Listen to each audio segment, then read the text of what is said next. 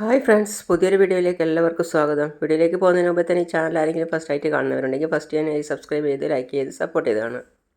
ചന്ദ്രികയോട് കൈക്കൂലി ചോദിച്ച ഓഫീസർ ചന്ദ്രികയെ തിരിച്ചു വിളിച്ചിട്ട് ചന്ദ്രികയോട് പറയാണ്, അതുകൊണ്ട് തന്നെ ഈ പ്രൊജക്റ്റ് ഞങ്ങൾ വിചാരിക്കുന്നതിനേക്കാൾ കൂടുതൽ നന്നായിട്ട് ചെയ്യുമെന്ന് ഞങ്ങൾക്ക് വിശ്വാസമുണ്ട്. ഈ പ്രൊജക്റ്റ് നിങ്ങൾ തന്നെ ചെയ്യണം. രണ്ടുപേരും സന്തോഷത്തോടെ ചിരിക്കുകയാണ്. മാഡത്തിന് എന്ത് സഹായം വേണമെങ്കിലും ഞാൻ ചെയ്തു തരാം. Thanks. Thank you sir, Chandrika സന്തോഷത്തോടെ പറയാണ്. അത് കേട്ട് എല്ലാവരും കൈയടിക്കുകയാണ്. എന്നാൽ ഞങ്ങൾ ഇറങ്ങിക്കോട്ടെ സാർ. താങ്ക് യു സാർ, സിദ്ധുവും പറയാണ്. ചന്ദ്രികയ്ക്ക് സന്തോഷം അടക്കാനാവുന്നില്ല. എന്നിട്ട് താഴെ ഇറങ്ങിയിട്ട് സിദ്ധുവിനോട് പറയാണ്, എനിക്കിത് വിശ്വസിക്കാനേ ആവുന്നില്ല സാർ. ഇന്നത്തെ കാലത്തും ഇതുപോലെ സത്യസന്ധതയുള്ളവരും ഉണ്ടല്ലോ. ഉണ്ട് ചന്ദ്രികയെ. ഇതുപോലുള്ള ആളുകൾ ഉള്ളതുകൊണ്ടാണ് നമ്മളെപ്പോലെ ഉള്ളവർക്ക് ഇങ്ങനെയുള്ള പ്രോജക്ട്സ് കിട്ടുന്നത്. ഇത് നിൻ്റെ സത്യസന്ധതയ്ക്കുള്ള സമ്മാനം ആണോ സാർ? എങ്കിൽ നമുക്ക് ആദ്യം ക്ഷേത്രത്തിൽ പോകാം, എന്നിട്ട് സ്വീറ്റ്സൊക്കെ വാങ്ങിച്ചിട്ട് വീട്ടിൽ പോകാം. അതിനുശേഷം ഈ നല്ല കാര്യം പറയാം. അതിനെന്താ, എന്നാൽ ആദ്യം തന്നെ ക്ഷേത്രത്തിൽ പോകാം. അതേസമയം ക്ഷേത്രത്തിൽ രണ്ടുപേര് പ്രാർത്ഥിച്ചുകൊണ്ടിരിക്കുകയാണ്. അതായത് ജ്യോതിയും ജ്യോതിയുടെ ആങ്ങളെയും. പ്രാർത്ഥിച്ചതിന് ശേഷം പ്രസാദമൊക്കെ തൊട്ട് വെച്ചിട്ട് അവർ അവിടുന്ന് വീണ്ടും ഒന്നുകൂടി പ്രാർത്ഥിച്ചു. അതിനുശേഷം ജ്യോതിയുടെ സഹോദരൻ പറയാണ്, വരൂ ജ്യോതി.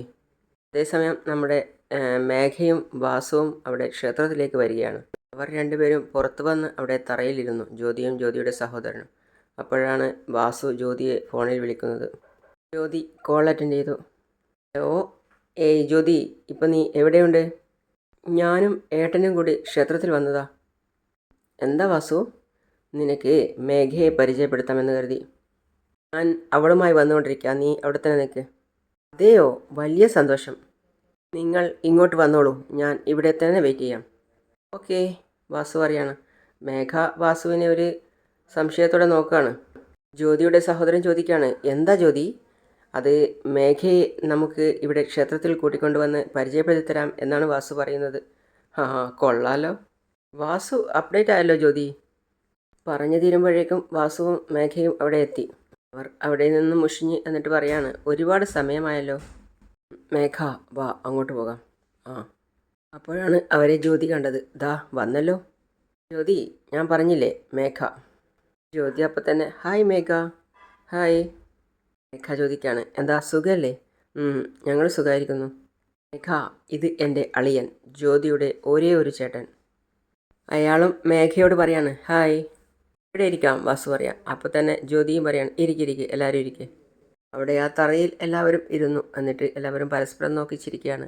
അതേസമയം ജ്യോതി പറയാണ്, മേഘ, നീ എന്നെ കാണാൻ വന്നതിൽ എനിക്ക് ഒരുപാട് സന്തോഷമുണ്ട്.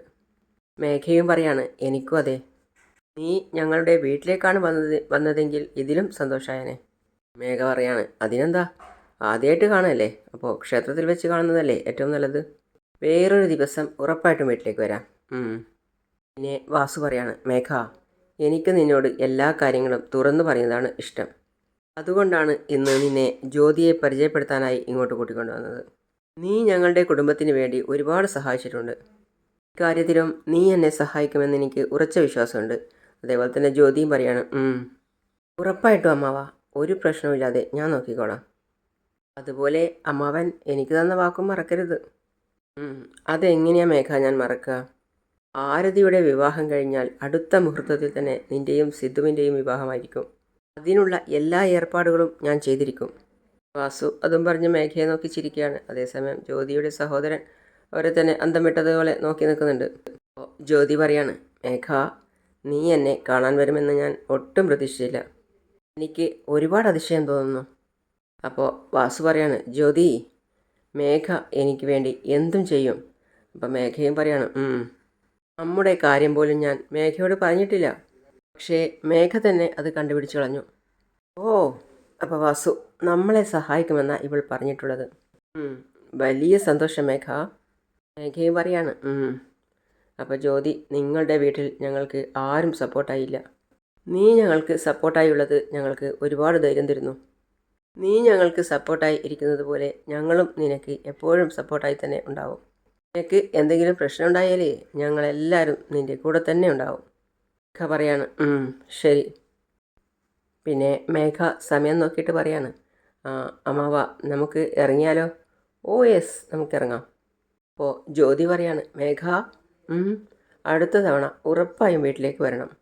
എന്നാൽ ഭക്ഷണമൊക്കെ കഴിച്ചിട്ടേ പോകാവൂ. ഉറപ്പായിട്ടും വരാം, ഭക്ഷണവും കഴിക്കാം, പോരെ? ജ്യോതി, അപ്പം നമ്മൾ ഇറങ്ങുക. ഓ ശരി ശരി അളിയ എന്ന് പറഞ്ഞ് രണ്ടുപേരും ഇറങ്ങാണ്. ജ്യോതിയും പറയാണ്, പോയിട്ട് വരും. പിന്നെ ജ്യോതിയുടെ സഹോദരൻ ജ്യോതിയോട് പറയാണ്, പിന്നെ ജ്യോതി, ആഗ്രഹിച്ചത് കയ്യിൽ കിട്ടുക എന്ന് പറയാറില്ലേ, അത് ഇതാണോ? അപ്പോൾ ജ്യോതിയും പറയാണ്, അതേ ഏട്ടാ. മേഘ നമുക്ക് സപ്പോർട്ടായി ഉള്ളിടത്തോളം കാലം സിദ്ധുവിനും ചന്ദ്രികയ്ക്കും നമ്മളെ ഒന്നും ചെയ്യാനാവില്ല. മേഘ ആഗ്രഹിച്ചതുപോലെ സിദ്ധുവിനെ മേഘയ്ക്ക് വിവാഹം കഴിച്ചു കൊടുക്കുകയും വേണം. അതിന് തടസ്സമായി നിൽക്കുന്ന ചന്ദ്രികയെ എങ്ങനെയെങ്കിലും ഇല്ലാതാക്കണം ഏട്ടാ. അതിനെന്താ ജ്യോതി, ജാനകിയുടെ കഥ കഴിച്ചിട്ട് അടുത്തതായി ചന്ദ്രികയുടെ കഥ കഴിക്കാം. അതേ ഏട്ടാ, അവരെ രണ്ടുപേരെയും ഇല്ലാതാക്കിയാൽ പിന്നെ നമുക്ക് സമാധാനമായിട്ട് ജീവിക്കാൻ കഴിയും. പിന്നെ കാണിക്കുന്നത് ജാനകി ഒരിടത്ത് ഇരുന്നിട്ട് പൂവ് കെട്ടിക്കൊണ്ടിരിക്കുകയാണ്. അവിടെ മേഘ വരികയാണ്. അപ്പോൾ മേഘ മനസ്സിൽ ചിന്തിക്കുകയാണ്, അമ്മായിയോട് ആദ്യം പറഞ്ഞു നോക്കും, പിന്നെ യാചിച്ചു നോക്കും. എന്നിട്ടും അമ്മായി മാറിയില്ലെങ്കിൽ പിന്നെ അമ്മായിക്ക് ഈ വീട്ടിൽ കഴിയാൻ പറ്റില്ല. അമ്മായി എന്നെ വളർത്തിയ മഹീന്ദ്രൻ അച്ഛനെയും ലക്ഷ്മി അമ്മയെയും പോലും ഞാൻ ഈ വീട്ടിൽ നിന്നും ഒഴിവാക്കി. നിങ്ങളൊക്കെ ഒഴിവാക്കാൻ എനിക്ക് എത്ര സമയം വേണം? മേഘ പിന്നെ അമ്മായിയുടെ അടുത്തെത്തി. എന്നിട്ട് പറയാണ്, അമ്മായി രാവിലെ മുതലേ ഒന്നും കഴിച്ചിട്ടില്ലല്ലോ, ഈ ആപ്പിളെങ്കിലും കഴിക്കാമായി. കേട്ട് ജാനകി ദേഷ്യത്തോടെ മേഘയെ തന്നെ നോക്കുകയാണ്. ജാനകി പറയാണ്, എനിക്ക് വിശപ്പൊന്നുമില്ല, എടുത്തുകൊണ്ട് പോയിക്കോ. അങ്ങനെ പറയാതെ അമ്മായി സുഖമായിരുന്നാലേ എനിക്ക് സന്തോഷമുള്ളൂ. എനിക്ക് അമ്മായി അല്ലാതെ മറ്റാരാ ഉള്ളത്? പെട്ടെന്ന് ജാനകി പറയാണ്, നിനക്ക് നിൻ്റെ അച്ഛനില്ലേ? അയാൾ പറഞ്ഞിട്ടല്ലേ എനിക്ക് ആരുമില്ല എന്ന് പറഞ്ഞ് എന്നോട് നാടകം കളിച്ചുകൊണ്ടിരുന്നത്. അവിടെയും കരഞ്ഞ് അഭിനയിക്കുകയാണ്. ഇനി ഒരിക്കൽ കൂടി ഞാൻ നാടകം കളിച്ചു എന്ന് പറഞ്ഞാൽ പിന്നെ ഞാൻ ജീവനോടെ ഉണ്ടാവില്ല. ഞാൻ ഈ കത്തി കൊണ്ട് സ്വയം ഞരമ്പ് മുറിച്ച് മരിക്കും. ജാനകി അതേസമയം പറയാണ്, ഇങ്ങനെ പറഞ്ഞവരാരും അത് ചെയ്ത ചരിത്രമേ ഇല്ല. നീ ലക്ഷ്മിയെയും ഇതേപോലെ ഭീഷണിപ്പെടുത്തിയല്ലേ സ്വത്തൊക്കെ എഴുതി വാങ്ങിയത്? പിന്നെ കരഞ്ഞുകൊണ്ട് പറയാണ്, അമ്മായി, ഞാൻ ഇതുവരെ ആരെയും പറ്റിച്ച് സ്വത്തൊന്നും എഴുതി വാങ്ങിയിട്ടില്ല. എന്നെ വിശ്വസിക്കമ്മായി, ഞാനിത് സത്യമാണ് പറയുന്നത്. ജാനകി അപ്പോഴും കളിയാക്കി ചിരിച്ചുകൊണ്ട് പൂവ് കെട്ടിക്കൊണ്ടിരിക്കുകയാണ്. മേഘ അപ്പം തന്നെ ആപ്പിളിൻ്റെ പ്ലേറ്റിൽ കിടക്കുന്ന കത്തിയെടുത്തിട്ട്, അമ്മായി വിശ്വസിക്കില്ല അല്ലേ, അപ്പം തന്നെ കൈ കട്ടുകയാണ്. എന്താ, നീ അപ്പം തന്നെ ചെയ്തോ, എന്താ നോക്കട്ടെ എന്ന് പറഞ്ഞ് ജാനകി കൈ നോക്കുകയാണ്. മേഘ നന്നായിട്ട് തന്നെ കയ്യിൽ മുറിവുണ്ടാക്കി, അവിടെ നിന്ന് ബ്ലഡ് പോയിക്കൊണ്ടിരിക്കുകയാണ്. അത് കണ്ട് ജാനകി, നോക്കട്ടെ കൈ നോക്കട്ടെ എന്ന് പറഞ്ഞ് കൈ നോക്കിയിട്ട് പറയാണ്, നീ എന്തായി ചെയ്തത്? അമ്മായിക്ക് എന്നെ വിശ്വാസമില്ല അല്ലേ, പിന്നെ ഞാൻ എന്തിനാ അമ്മായി ജീവനോടെ ഇരിക്കുന്നത്? ഇപ്പം കൈമുറിക്കാൻ പറ്റിയ എനിക്ക് കഴുത്തിറക്കാനും സാധിക്കും. ജാനകി ഞെട്ടിപ്പോയി. അമ്മായി എന്നെ വിശ്വസിച്ചില്ലെങ്കിൽ ഞാൻ അതും ചെയ്യും. ഞാൻ കഴുത്തറുത്ത് മരിച്ചാലേ അമ്മായി എന്നെ വിശ്വസിക്കുമെങ്കിൽ ജീവൻ പോയാലും സാരമില്ല, അമ്മായിക്ക് വേണ്ടി ഞാൻ അത് ചെയ്യും. ജാനകി പിന്നെ എന്ത് ചെയ്യണമെന്നറിയാതെ വിളിക്കുകയാണ്, മേഘ നോക്കു മേഘ, ഇങ്ങനെയുള്ള ഭ്രാന്തൊന്നും കാണിക്കരുത് നീ, അല്ലെങ്കിലും ഞാൻ വല്ലാത്ത വിഷമത്തിലാണുള്ളത്. ദയവ് ചെയ്ത് എന്നെ ഒന്ന് സമാധാനമായിരിക്കാൻ സമ്മതിക്ക്. പൂവ് കെട്ടിക്കൊണ്ടിരിക്കുന്ന ജാനകി പൂവൊക്കെ അവിടെ ബെഡിൽ തന്നെ വെച്ചിട്ട് വീൽചെയറും ഉരുട്ടി പുറത്തേക്ക് പോവുകയാണ്. ജാനകി പുറത്തു പോയപ്പോൾ മേഘ പറയാണ്, അമ്മായി എങ്ങനെയെങ്കിലും എൻ്റെ വഴിയിൽ കൊണ്ടുവരണം എനിക്ക്.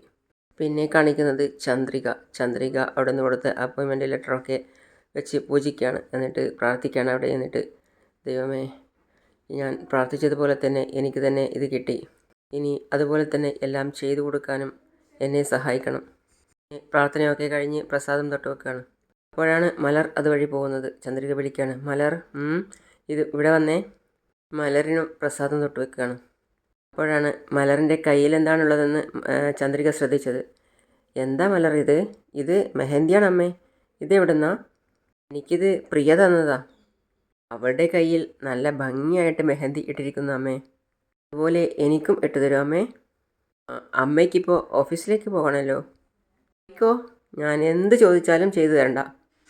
ഓഫീസിൽ തന്നെ പോയിക്കോ എന്ന് പറഞ്ഞ് കയ്യിലിരുന്ന മെഹന്തിയൊക്കെ വലിച്ചെറിഞ്ഞു. എന്നിട്ട് മലർ ദേഷ്യത്തോടെ പോയിട്ട് അവിടെ കട്ടിലിൽ ഇരിക്കുകയാണ്. പിന്നെ ചന്ദ്രിക അവിടെ ഇരിക്കുന്ന മെഹന്തി എടുത്തു. എന്നിട്ട് മലറിൻ്റെ അടുത്ത് പോയിരുന്നിട്ട് പറയാണ്, ശരി ദേഷ്യപ്പെടേണ്ട, അമ്മയ്ക്ക് അത്യാവശ്യമായിട്ട് ഓഫീസിൽ ഒരു മീറ്റിംഗ് ഉണ്ട്. സാറില്ല, നിനക്ക് മൈലാഞ്ചി ഇട്ട് തന്നതിന് ശേഷം അമ്മ ഓഫീസിലേക്ക് പോകാം.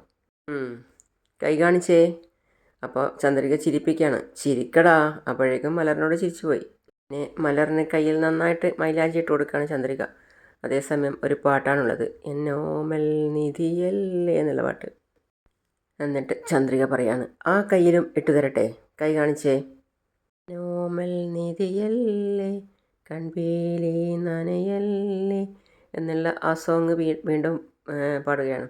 പിന്നെ മലർ കയ്യിൽ നോക്കിയിട്ട് പറയാണ്, അമ്മേ നന്നായിട്ടുണ്ട് അമ്മേ, സൂപ്പറായിട്ടുണ്ട്. ഞാൻ പോയി പ്രിയയെ കാണിച്ചിട്ട് വരാം. ചെല്ല്. പിന്നെ ചന്ദ്രിക ഇറങ്ങാണ്. അപ്പോഴേക്കും സിദ്ധു അവിടെ എത്തി. ചന്ദ്രികെ. സാർ. ഞാനിതാ ഇറങ്ങി സാർ. സോറി സാർ, ഒരുപാട് ലേറ്റായോ? അതൊന്നും സാറില്ല ചന്ദ്രികെ, ഇന്നത്തെ മീറ്റിംഗ് നാളത്തേക്ക് പോസ്റ്റ്പോൺ ചെയ്തിരിക്കുക. എന്താ സാർ പറയുന്നേ? അതെ ചന്ദ്രികെ, ഓഫീസർ അത്യാവശ്യമായിട്ട് എവിടെയോ പോയിരിക്കുകയാണെന്ന്. അപ്പോൾ മീറ്റിംഗ് നാളത്തേക്ക് ആക്കാമെന്ന് പറഞ്ഞു.